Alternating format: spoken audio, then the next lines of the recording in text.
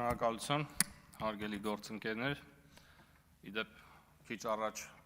երբ ու դաշինքի մեր գործընկերները լքում էին դահլիճը և պարոն Ռուբինյանը արձանագրեց, որ հերթական անգամ լքում են դահլիճը, տիկին Աննա Մկրտչյանը պտտվեց, չգիտեմ, ոմանք լսեցին, թե ոչ, ասաց, այո, մենք ձեզանից զզվում ենք, և թերևս ըստ տիկին Մկրտչյանի մետաղյա տրամաբանության, այն, որ մենք բոլորս այստեղ համբերատար լսում ենք իր խորիմաստ ելույթները և ներկա են գտնվում, թերևս իր տրամաբանությամբ մենք իրեն և իրենց սիրում ենք,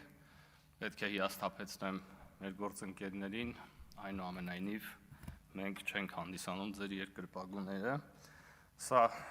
ու իդեպ այս կոնտեքստում պարոն Մամիջանյան ասում է նախագահ Սերժ Սարգսյանի պոդկաստին տրված հարցազրույցը, ծավալուն հարցազրույցը, պոդկաստին, այդ 18+ ֆորմատի խուժանական, այդ քֆուրչի, խեղկատակների հաղորդման մասին է խոսքը, ես կարծում եմ այսքանով մենք ձեզանից զզվում ենք և այդ բովանդակությունը ամբողջությամբ արտացոլում է իրենց էությունը և անցնելով բուն ելույթիս, հարգելի գործընկերներ, օրերս Հայաստանի նախկին երբևէ չընտրված երկու նախագահները իրար վրա ծավալուն հարցազրույցներ տվեցին,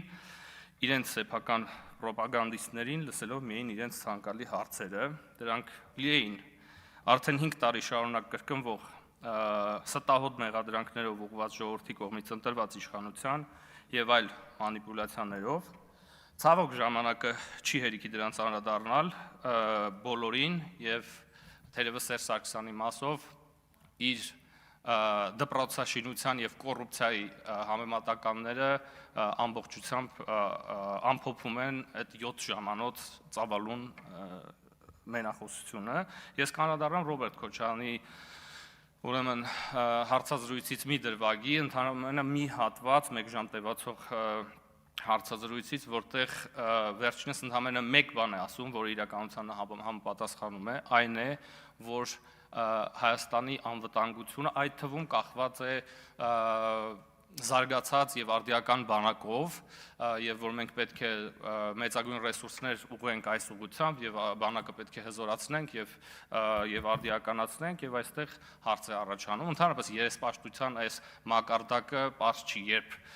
իր առաստաղին կհասնի, այսինքն սրա մասին խոսում է Ռոբերտ Քոչարյանը, ում պաշտոնավարման տարիներին Հայաստանի և Ադրբեջանի ռազմական բյուջեները 5 անգամ փոխվել են հօգուտ Ադրբեջանի, սիրելի հայրենակիցներ, 5 անգամ, և այս մարդը լուրջ դեմքով խոսում է զարգացած բանակի և արդիականացված բանակի մասին, ցավոք ժամանակը չի հերիքի ևս այլ թեմաների անդրադառնալ, հնարավոր առիթների դեպքում կանդրադառնանք, շնորհակալություն։